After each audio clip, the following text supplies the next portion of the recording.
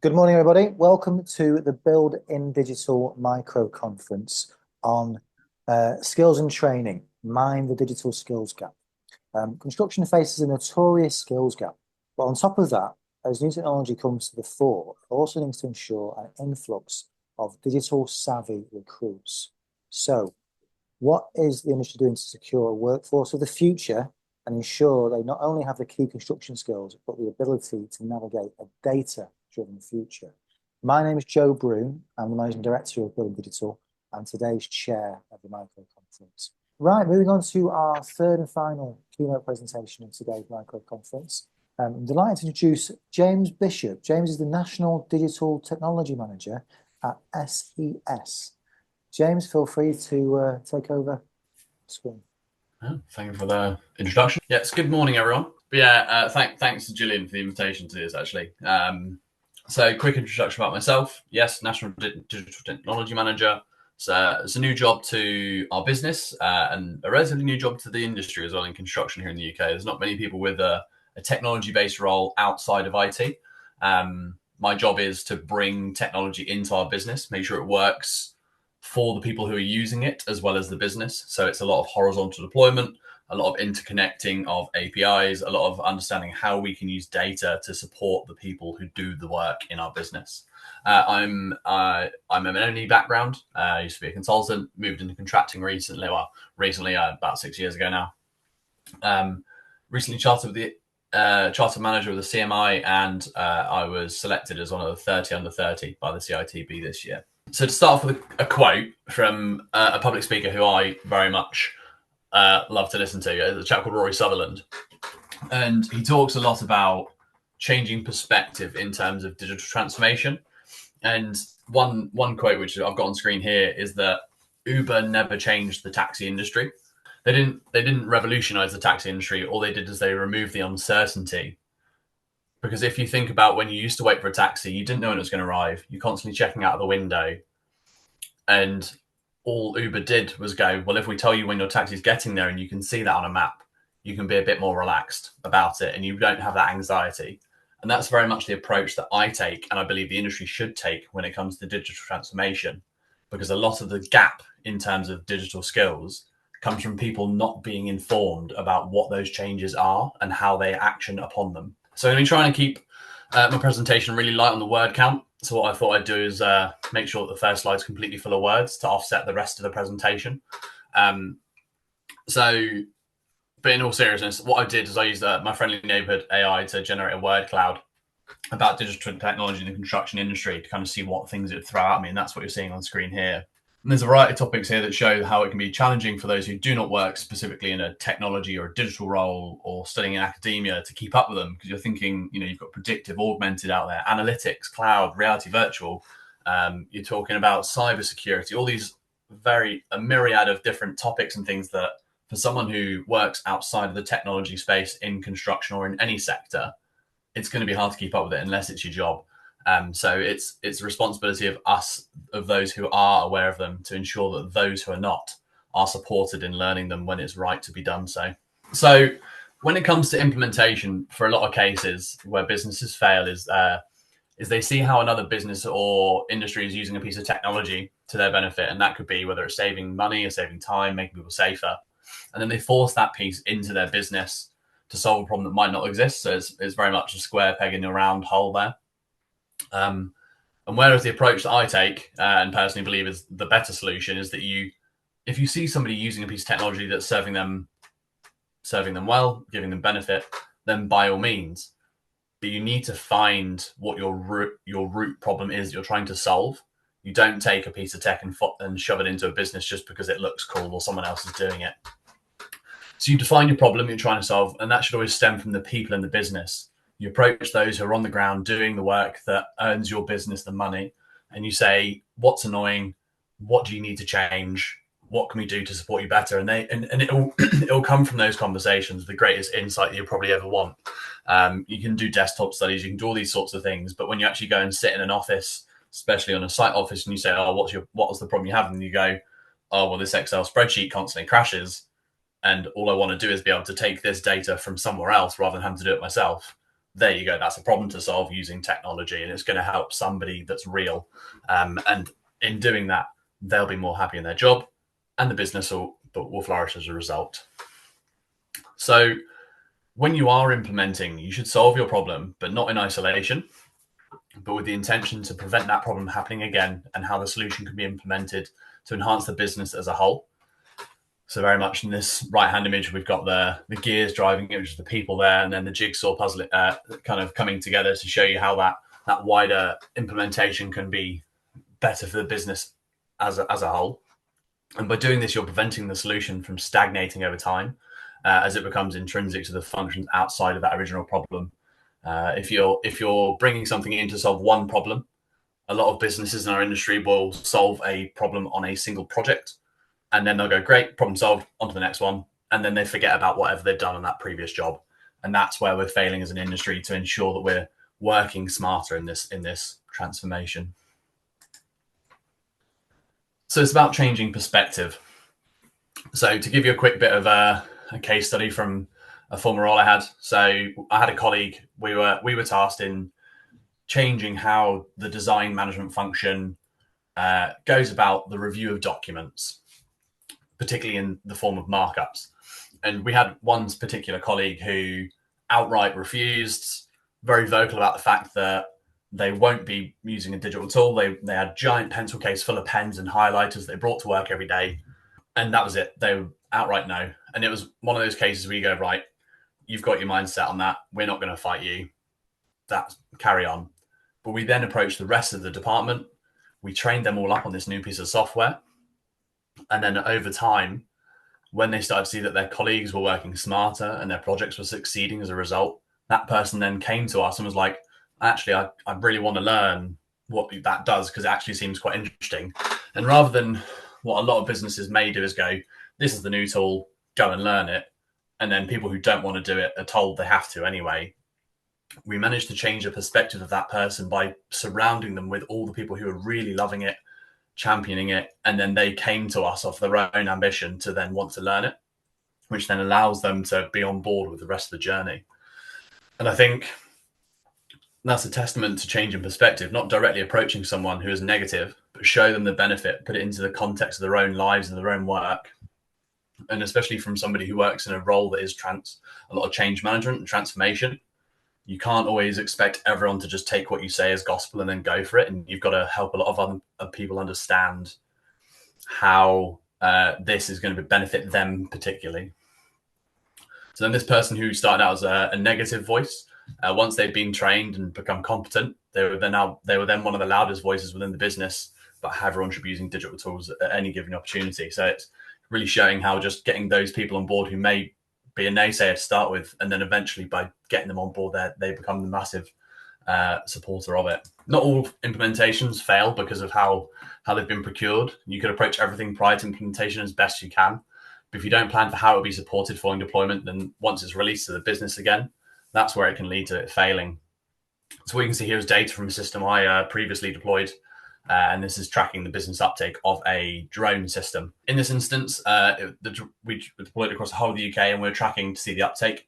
We'd noticed that there were spots outside of the south of England and Wales where nothing was being used, and Scotland was sparse because the business didn't really work up there. So we approached those businesses to say, like, why aren't you doing this? What's going wrong? Because we can see a large portion of the country is using loads of the platform. What's going on there? And they came back and they were like, oh, well, we don't know where to buy the drones from. We don't know where to train people. We don't know who needs to do this, because what we'd initially done is gone, right, here's a great piece of software that everyone's asking us for, go off and use it. But then we didn't surround it with all of that other stuff that we didn't think about to start with.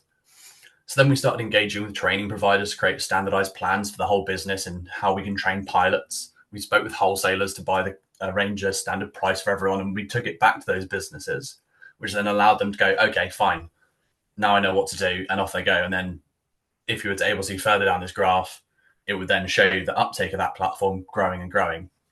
And that's where that skills gap comes in. If we weren't actively tracking that data and actively making sure that there is an uptake, another business could have faltered and just gone, well, we've deployed it and that's our job done. And then you come back in a year or two's time and say, how's everyone doing? And then those parts of the country that weren't adopting never adopted. And all of a sudden you've got a massive skills gap inside your company as a result. So I mentioned earlier about thinking bigger when it comes to implementation, and as well as mentioning kind of systemic thinking about how one problem on a project can be scaled to solving that same problem on 10 projects and then potentially preventing that problem from happening again. But if you start thinking bigger and you start thinking horizontally, what you're able to do is go, well, taking a problem on a project and solving it is great. But then if you're installing a solution, can that solution benefit an entire department? So if it's something, let's use drones, it's solving a way of quickly surveying a site and gathering data for a project manager on that project. Well, then if you scale it up and you deploy that across every project site, then all of the project managers in the country, that whole department benefit from it. And there's no additional learning. There's no more skills to learn. It's just ensuring that there's a wider array of people being supported as part of that growth. And then you take that and you have the opportunity to scale it up to business levels to say that piece of software, the project manager's using it to track their cut and fill phase. But actually, as a business, we can use it to track the progress. So now on a business level, we're not just seeing the cut and fill phase, we're seeing how quick's the site going up. Is the site clean and tidy? Are there any health and safety risks? All from one single data source. So you're investing once, deploying it in a way that it doesn't cost any extra, but you're gaining way more of an impactful investment.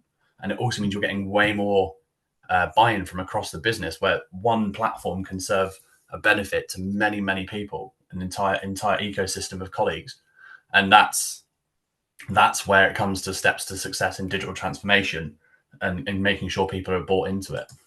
But my last slide just said, thank you very much. And if there are any questions. Excellent. Thank you, James. Really interesting stuff there. Particularly, I think it flowed nicely from Noah's presentation about what the university are doing around training and the benefit of kind of real life experience with the Egyptian Heritage Project that you mentioned. So my question is, how are you finding kind of new recruits coming into the business, and how are you finding that skills gap from being a graduate coming into the business to obviously real life application? And I mean, the assumption that almost the cliche is the younger people are going to be more tech savvy, but how are you finding that in terms of new recruits? So it's a really interesting one, and yeah, because a lot of the tech that we use in commercial contracting, you don't get taught about at uni. You don't get taught about a digitized turnstile when you're in an architectural course. You don't get taught about drone 3D point cloud mapping when you're on a building services engineering course. And so when those people start to come into industry, yes, there is a gap. What we've started to do as a business is build a large database of training material internally specifically for those platforms. So we are, as kind of was referenced earlier in terms of this e-learning platform that's a one size fits all. What we're tailoring this platform to do is to go, well, here's every single function of every single platform that we have. When you want to learn it, we'll do a one-to-one. So you get hands-on with an expert in that software. And then also there'll be people in the business who already use it, so they'll support you anyway, hopefully. And then the last one is that e-content. So it's if you want to learn a specific feature, so say you're using Mortar and you want to learn a specific thing that it does, we'll have a video there for it, and you can do it as a step-by-step and follow it along. So it allows those students and the new employees to start to learn them. But it's not a case that we're fortunate we don't have like, you join the business and there's 35 softwares you got to learn. A lot of the softwares and technologies we're implementing are in the periphery and deployed by different parts of the business, but they're interconnected to allow for those people to learn about them without having to even use them. Oh, and what are you finding the biggest challenge? The old heads or the new recruits? I think I'm actually really fortunate to be in a business where I can be in a room full of people talking about what we're trying to do and the transformation we're trying to drive, and I've yet to meet a person that says that's a bad idea or disagree with what we're trying to do. I think at Wakes Group, we foster a culture of innovation. So I was with a group of colleagues yesterday, from BMS engineers to site managers to electrical engineering managers, talking about all the work we're trying to do to benefit them. And all of them are resounding like, that sounds really exciting. I really can't wait for that to happen. Whereas I think in the industry as a whole, you'll probably find that if you go to another business and say the same things to a site manager, and they've had they've had their CDE changed on every project for the last 4 years to a new system. So every year they're learning something new. They'll go, oh yeah, great, another change. Whereas I think what a lot of contractors are doing better these days is making those longer term investments with a single provider to then allow for people to get more confident in it and gain confidence in the change management, that when it's done right, and it's done for their best interest, not just for the sake of the bottom line. Which is often the case, isn't it?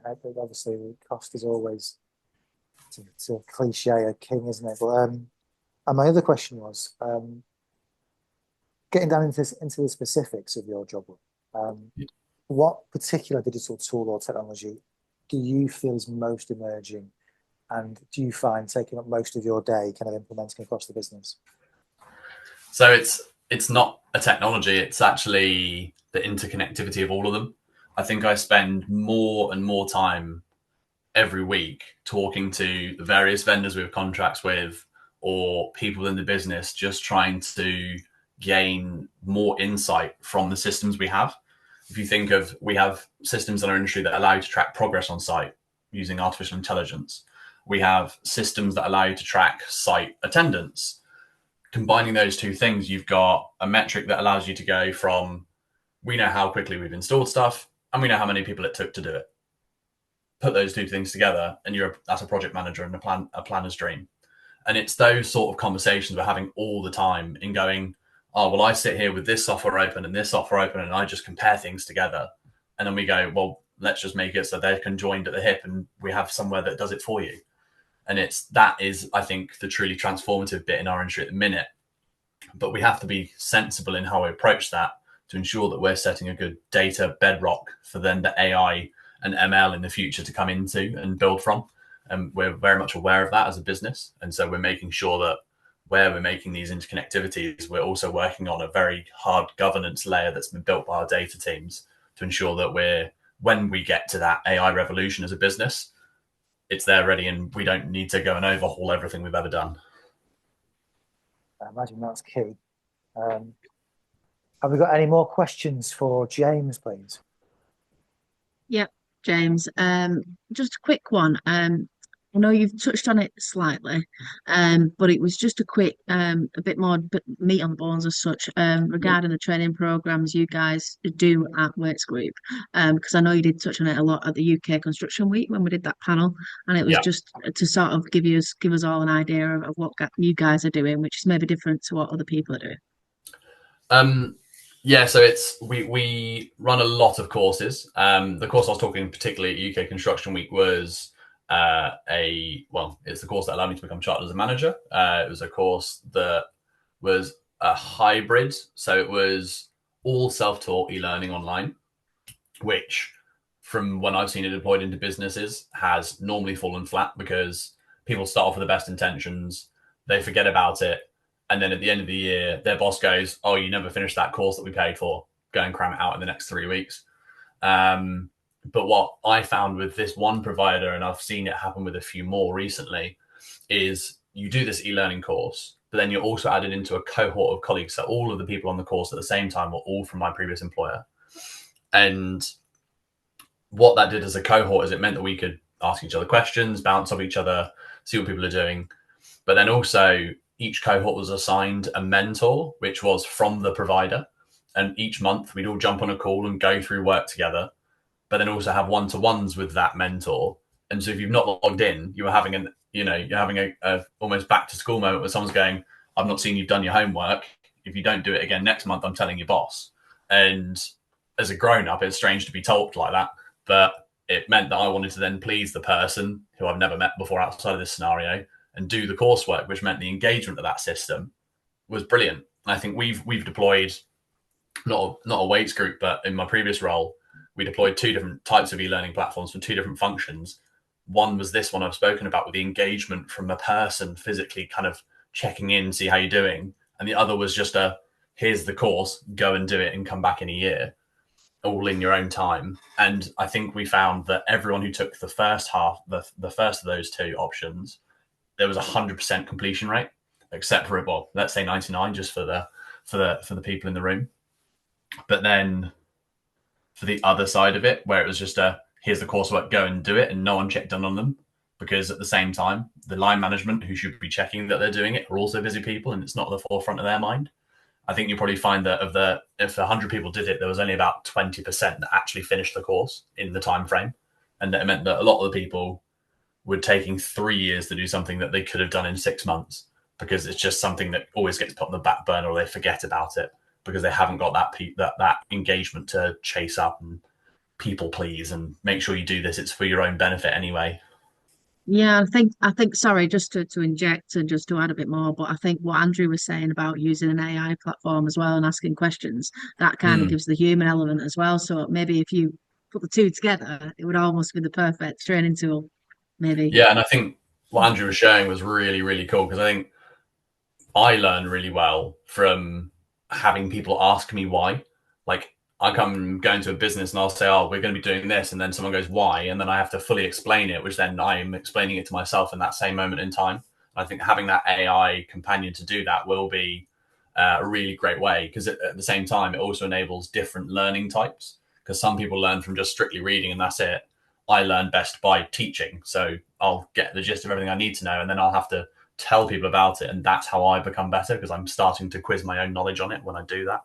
And I think having a platform that allows for all these different types of learning is really going to start helping our e-learning and online sector of working just boom so much more. Yep. Answer your question, Thank you very much. Yeah, thank you very much. That was great. We have got a question from Marianne Kaniki. What would be the starting point you would recommend for someone that is starting out without employer support? Starting point in a career in digital or in learning? I don't. Marianne, Marianne, you're able to clarify that question. Marianne, are you there? Oh, in a career. She's in a career. So I'm a massive advocate for doing what you love. I'm fortunate that I ended up doing a career that I loved purely by a fluke and luck. But at the same time, if you look back to when I was a teenager, I spent my teenage years gaming, and now that's my job. I get to play with technology, and all I want to do is buy a robot lawnmower because I'm lazy. But if I've got friends who were looking to start a career, and the advice they were given was, "Oh, go into engineering. It's solid. It's a solid career." But then at the time, my friend was the only person I knew at 18 who had a sewing machine and made their own clothing, and I was like, maybe try and do that as a job. Don't just follow the status quo because that's the good thing to do. And they went and took a year out and worked in a factory making clothes, and then they went and did a degree in sportswear design, and now they work for Adidas in Germany as a designer of running clothes. And they don't feel like it's a job. It's something they love. And I think that's where I try and push anyone who ever asks me the question, where should we start a career? Unless you're one of the fortunate people that goes, I know this is my calling, I have to do this. But if you're not, then try things out, test stuff that you want to do. I've had probably 35 hobbies in my entire lifetime just because I always want to try something else. And, and it's just a case of finding what fits. And I think, not everyone can find the right fit straight away, but you always will. And it's just a case of going out. And what I think employers do to support that is a lot of companies now offer trainee schemes or graduate schemes, especially in larger contracting or consultancies, that will allow new starters to move between departments. So if you know it's construction you want to work in, that's great. But you can go into these sort of larger corporations, and they'll actually let you do like a timeshare across departments, and then go, right, I've worked in every department in this company and I really like that one. And then that's where you go and work for the rest of your career. And I think that's a really great opportunity for people who aren't yet decided. Indeed. So just to summarise from today's micro conference, we first heard from Andrew Johnson at Okana. Andrew's presentation was entitled From Data to Impact. So this was a presentation about where we've been, where we are now, and looking forward to the future of where we are with training and BIM training in particular. Andrew asked, is there too much information, too much data? And training is usually standard or one size fits all, which may not be great for everyone. Therefore, it's best to employ an adaptive learning model. And agentic AI, Andrew explained, used by Okana, which can stop the train, you can stop the training and ask questions, and even use a different language. Sounds absolutely fantastic in terms of a potential solution and a more adaptive learning model. Andrew moved into the human AI synergy of his platform, which eventually he believes will end up with the impact on the individual rather than just a lot of data. Next, we had a visiting professor, Dr. Noah Salib, who talks about the training digital skills gap in the wider sense of the word and how the global challenges could impact the future of learning. Noah then started to talk about the digital skills training and the gaps within, picking up the point from Andrew earlier about not having a one-size-fits-all approach to training and learning. An example of this is when students at Middlesex University were asked to create a digital twin of heritage buildings in Egypt. And this engaged the students in the outcomes of the project in real time, gaining real experience and developing the skills they needed along the way. So not only were practical skills and training used, but the outcome of increasing sustainability was made practically for these buildings. A new way of learning like this, without exams, really does open up the next generation of graduate for jobs that maybe doesn't yet exist. And then finally, we came to James Bishop from SCS, which is part of the Waits Group. James's role is to bring technology into the construction industry, and obviously SCS in particular, a new role that probably didn't exist until a few years ago. Looking at the digital skills gap in the workplace in construction, he took an overview of where he sits and how technology roles are perceived and what is involved. James wanted to say it's not about taking the tech and trying to solve a problem that doesn't exist. It's vice versa. Take a real problem and create a solution using the tech that is available. Like what Uber did with the taxi business, this can be done on construction in a similar way. We may be failing as an industry to work smarter as the perception needs to change, and by showing the benefits, we can make this change in the culture of a business. James then talks about overcoming barriers and explaining steps to success, which starts with changing the perception at grassroots, and then this expands to be adopted business-wide. And I shall finish with a comment from Andrew, who commented on James's presentation saying, communities or finding your tribe is definitely the way forward for continuous learning. So we'll draw today's session to a close. Thank you very much for everyone who attended. Thank you to our speakers. And we hope to see you at a future Building Digital Micro Conference.